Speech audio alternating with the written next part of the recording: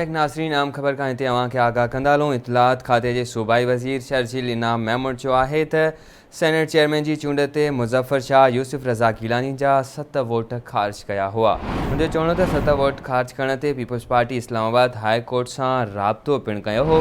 शर्जील इनाम महमूद जो चवणो त हाई कोर्ट असांजी पटिशन रद्द करे चयो हुयो त पार्लियामेंट की कार्रवाई सनन दायरे में न थी अचे। शर्जील इनाम महमूद जो वधीक चवणो त हाई कोर्ट के फ़ैसिले के सुप्रीम कोर्ट में चैलेंज कयो पर अञा ताईं उनजी ॿुधणी नाहे थी। इतलात खाते जे सूबाई वज़ीर शर्जील इनाम महमूद जो वधीक चवणो त अजीब ॻाल्हि आहे त कासिम सूरी या मुज़फ़र शाह जी कंहिं बि रूलिंग के हवाले सां अदालत तलब न कयो वियो।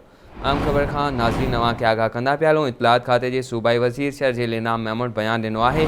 शर्जील इनाम महमूद जो चवणो त गुज़िरियल राति ही माण्हू सुप्रीम कोर्ट में पंहिंजो केस खणी विया आहिनि ऐं धमकियूं ॾियनि पिया। शर्जील इनाम महमूद जो चवणो त जेकॾहिं फ़ैसिलो सनन हक़ में न आयो त मुल्क जूं हालतूं ख़राब कंदासीं। शर्जील इनाम महमूद जो वधीक चवणो त फवाद चौधरी हर सियासी फ़ैसिले में इदारनि खे ॻेलणु बंदि करे। इमरान ख़ान जे वाज़ह पॉलिसी आहे त हू मुल्क में ॾफेड़ पखिड़णु चाहे थो। इहो चवणो शर्जील इनाम महमूद